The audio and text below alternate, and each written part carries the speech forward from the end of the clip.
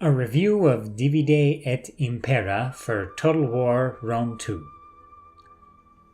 Divide et Impera is perhaps the most famous mod for Total War Rome 2, and it definitely deserves a lot of praise. It adds a slew of new mechanics to the game that increase the immersion factor, it has slowed down and retooled the battle system to be more realistic, and it has overhauled many aspects of the graphics and UI in order to really change the feel of the game. Divide et Impera has even been called the Europa Barbarorum of Rome 2. But does it live up to all the hype? Before getting into the review, I want to stress that everything here is of course just my personal opinion, and I'm not saying I'm objectively right. It's just how I feel about it. I suppose I'll start off this review by talking about the changes to the campaign. And these changes are indeed extensive. I suppose the most basic change is that at the beginning of the campaign, for most factions, your kingdom is really not developed, and you have to spend a lot of time utilizing your funds to build up the economy and military that you want. While in Rome 2, you're kind of shoehorned into choosing certain buildings and techs from the beginning based on your faction's unique abilities and your starting position, Divide et Impera really gives you more choices and it feels great to have them. I am personally more of a builder type player, and I really enjoy building up my kingdom from scratch. Again, influence from playing Civilization. And Divide et Impera obliges, requiring you to really spend a lot of time thinking about what to construct so that you have plenty of training sites, public order boosting buildings, and economy boosting buildings. The first turn is quite interesting, and your choices in your first turn can really shape that particular campaign experience for you, especially considering the amount of buildings you have to choose from. I really am a fan of the economy management in Divide et Impera. I actually like it more than other mods like Europa Barbarorum, due to the fact that even smaller factions start out with a budget and somewhat of a surplus. One of the frustrating parts of EB and other tough economy mods for the original Rome Total War and even Medieval 2 is that smaller factions often start out with serious budget deficits that require you to, every time starting up a new campaign as them, quickly conquer and fight several battles before you are able to settle down and actually build up your kingdom. This is not the case in Divide et Impera, and I find that this is an excellent and refreshing change. While economy management is not easy in Divide et Impera by any means, you at least have the budget from the start to actually build your kingdom and choose the way you want to play the campaign. When a building-focused, slow-paced mod forces you to quickly conquer a slew of territories right from the start as a destitute faction, in order to just have a small budget or even break even, it just feels a bit immersion-breaking and jarring to me, so I really appreciate the improved economy mechanics in Divide et Impera. The RPG elements in terms of general and army upgrade trees have also been enhanced and expanded upon to a large degree. I don't dislike the RPG trait system in Rome 2, though I feel that it is much worse than the system from Shogun 2 in many respects. Don't get me started on the laughably bare-bones trait system in Empire and Napoleon. However, Divide et Impera really enhances the trait system a lot, and makes the several available trait trees and their effects more realistic, believable, distinct, and less gamey. I really like how a lot of the traits have an effect on suppressing the province's local banditry in particular. It feels like something a general might gain with more experience. The same goes for the buildings. There are way more buildings to choose from, and their effects are so varied and helpful that you really don't feel shoehorned into choosing particular buildings. The buildings you construct can all be helpful depending on the kind of kingdom you want to build up, in terms of both the economy and the military. One of the best, most standout features of Divide et Impera is its population mechanic. Rome 1, in my opinion, had a very nice population mechanic where recruiting and disbanding troops actually had an effect on the local population of that province. However, it was definitely simplistic. Rome 2 Vanilla, of course, has no population mechanic at all, which is terrible and is somewhat immersion-breaking in my opinion. Divide et Impera solves this by including a nuanced, interesting population mechanic that really increases immersion and strategic options during the campaign. There are different population groups for each faction, including a low-tier peasant-type class. The names of these classes are all different depending on the faction. A middle tier, an upper nobility tier, and a foreigner class. All of these populations have an impact on the campaign, since the units you recruit draw from certain elements of the population depending on the type of unit it is. For example, a unit of royal cataphracts will draw from the upper nobility. A unit of medium infantry will draw from the mid-tier population, and basic levy units will be drawn from the peasant or lower class population of that particular region. You also have to consider the population of your opponent's provinces, since when you conquer an enemy province, its population is, for you, comprised entirely of foreigners. Since your troops will require the appropriate type of population in order to replenish, you will have to consider this fact as if you lose a lot of native troops, you will have to retreat in order to replenish them. Of course, there are also plenty of units made up of foreigners, so this is a way Divide et Impera encourages you to have mixed armies as you expand further and further, which is excellent and prevents spamming of particular types of armies with the same units, which of course can get boring over time. You can only love Eastern infantry so much. Divide et Impera also includes a reforms system that unlocks certain units as you progress through the campaign, which encourages you to keep pressing onward in your campaign. You really become attached to your save games in Divide et Impera, which is really a phenomenal feeling in a Total War game. There is also a great supply system included that is somewhat similar to the way Europa Barbarorum handled campaigns outside your own territory, and is kind of like a toned-down version of the pretty extreme supply system in ancient empires, which I find to be a bit too restrictive at times for my taste personally. It is an excellent system that really adds another layer to the game and requires you to keep track of the fertility of your provinces, how much supply your province has, or your opponent's province has, your baggage train units that are kind of like a mobile way of supplying your troops and make your armies require less supplies from the local province, and you have to think about where it's prudent to construct supply depot buildings that will increase that province's supplies and allow you to have larger armies in that area and campaign against your nearby foes more easily.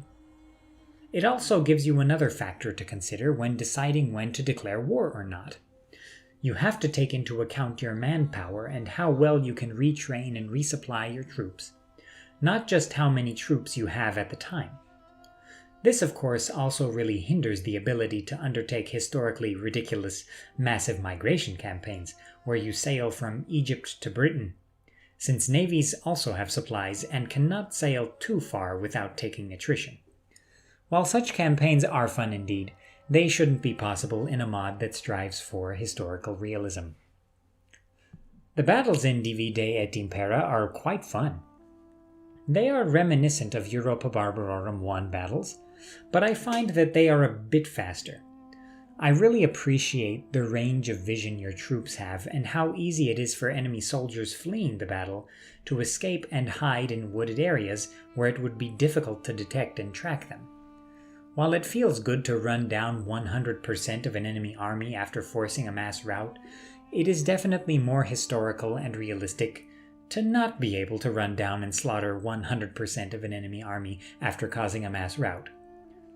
I like the morale mechanics in Divide et Impera, and troops, especially low-quality troops, will definitely break after taking a certain percentage of casualties and if they are in a poor position strategically. For example, if they are flanked or facing a larger number of troops.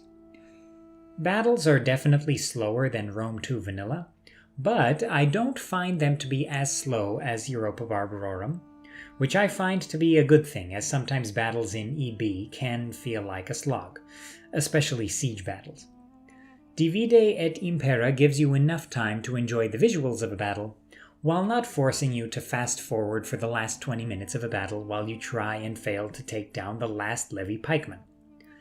Thus, I personally feel like the Divide et Impera battles are balanced just a bit better than the more extreme mods like Europa Barbarorum and others.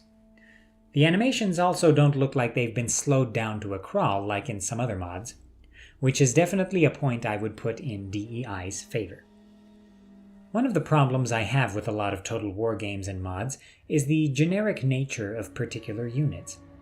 When you have armies entirely composed of Eastern infantry, Eastern archers, and an Eastern general, when you're playing as Pontus, for example, it makes the game feel stale and breaks the immersion.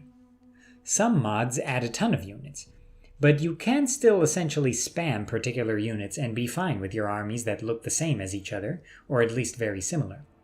This is, of course, immersion breaking for me personally, and not very historical, since when kingdoms and republics expanded, they had to adapt and utilize a lot of local auxiliaries and varied kinds of armies depending on where they were fighting. I would say that Divide et Impera has perhaps one of the most impressive and historical unit rosters and AOR system of any Total War mod I've ever played. In Europa Barbarorum 2, especially, the mod team utilized the Medieval 2 unit recruitment pool system in order to make recruitment and retraining challenging and interesting, in addition to EB's AOR system, which essentially forced the player to recruit a diverse array of units. This does feel just a tad gamey to me, since in Medieval 2, recruitment is not tied to population, and these unit availability pools seem rather arbitrary sometimes. All of these issues are indeed rectified in Divide et Impera due to its population mechanic and AOR system combined. The excellent colorful unit cards and well-designed diverse units also contribute to feeling immersed in the period, and you feel like you are really commanding an ancient army, rather than generic pieces on a chessboard. In terms of historical accuracy, Divide et Impera does an excellent job. It takes a lot of inspiration from Europa Barbarorum, especially in terms of a lot of the unit rosters. Though DEI has not localized unit names to the same degree as EB or even Invasio Barbarorum mods, I am actually okay with this. Even though I am familiar with some of the ancient languages in this period, and I don't have a problem with the localizations, I also have no issue with them being in Greek as a standard or Latin. I don't feel like this affects immersion negatively or anything. The faction names being in their native language are also a nice touch. Of course, there are a few historical niggles in the game that don't exist in the extreme historical mods like EB. For example, the city in Comagene, which is in Syria province in the game, is called Samosata, even though it wasn't constructed yet. Another anachronism is the Georgian swordsman, which really should be called Kartvelian, or perhaps Kolchian, since those kingdoms were separate at the time and there was no kingdom called Georgia. The city of Tushpa is to the southwest of Lake Van, when it should be on the southeastern shore. Of course, our inability to edit the map really causes problems in this regard. But of course, these and many other details are tiny, tiny nitpicks, and I understand why these concessions had to be made, so this is not a big deal at all, in my opinion. In the grand scheme of things, Divide et Impera's realism is phenomenal, and the fact that there are only a few tiny microscopic nitpicks, with many of those nitpicks being due to hard-coded, non-editable aspects of Rome 2, is a testament to the exceptional effort of the Divide et Impera team. I applaud them for their excellent work in this department. A quick note regarding the AI. The campaign and battle AI are really good. This especially goes for the campaign AI. In vanilla Rome 2, the AI has serious problems in terms of building up its empire effectively, and in defending their empire. In DEI, garrisons are better, in the first place, and the AI seems to manage its armies better and makes more interesting, varied armies and decides to build more better buildings. Additionally, Due to this better AI and the population mechanic making conquests difficult, creating client states in troublesome regions actually becomes a viable option for once, which is great. There are also a nice diverse array of well-fleshed-out playable factions, all with their own unique playstyles, unique units, reforms, methods of managing supplies, unique population classes, etc. Each faction is very well done, and they have really put in a lot of effort to making these factions really feel equal in terms of their playability and their fun factor. In conclusion, Divide et Impera is an exceptional mod that is indeed aimed at the fans of slower-paced, more historical mods for the original Rome Total War, like Rome Total Realism and Europa Barbarorum. In large part, I would say it succeeds in making Rome 2 more historical and slower-paced, while not making it feel like a slog or a grind. While I would argue that Europa Barbarorum and its sequel for Medieval 2 have a higher degree of historical fidelity, a lot of that feeling to me comes from the inability to edit many aspects of Rome 2, especially the map. While I like Rome 2 vanilla a lot, and I feel like, especially after all the patches, it is an excellent game that addresses a lot of my issues that I had with the original Rome Total War in terms of its realism, historical accuracy, and game mechanics, Divide et Impera takes Rome 2 to another level. While vanilla Rome 2 and some of its mods are more frantic and fast-paced, Divide et Impera allows you to sit back and strategize and think several steps ahead without rushing. Do I feel like it's the same caliber of overhaul as Europa Barbarorum? No, I don't think so, but that's largely because in Rome 2, this is simply not possible due to its many hard-coded aspects. In any case, as a player that loves building, Divide et Impera is a great experience and really tones down the frantic nature of the game in favor of slow-paced strategizing and building up, which I really personally appreciate a lot. However, if you are a player that prefers constant massive battles, more fast-paced aggressive AI, and constant high-stakes pressure from the get-go, then an overhaul mod like Wars of the Gods is for you, and Divide et Impera will not really be up your alley. If you want a slightly better battle system, a better campaign map, a more difficult campaign, and a game with more advanced mechanics built into it, then you might want to try Ancient Empires for Attila. I give Divide et Impera my full recommendation, and I am definitely going to be playing more of it. I am sorry I never had the pleasure of trying it out the past several years before I started really playtesting it for this review. Divide et Impera is the best Rome 2 experience I've had, personally, and I will be following its development closely from now on. I will definitely also do some playthroughs of DEI to delve deeper into the mechanics and show off more of the great features of this mod. It is one of the best Total War experiences available today, ever. Great job, DEI modding team. Thanks for watching. I hope you enjoyed the video. I mostly make videos about the Total War series, highlighting mods that I think still deserve attention today, or those that have been underrated or overlooked. DEI is, of course, none of those things, but sometimes I cover popular mods as well. I cover both the older classic games as well as the newer historical titles. If you'd like to support the channel, please consider liking this video and subscribing, and telling your friends that might be interested to subscribe as well. I would really appreciate it. Thanks again for all your help. I'll see you next time.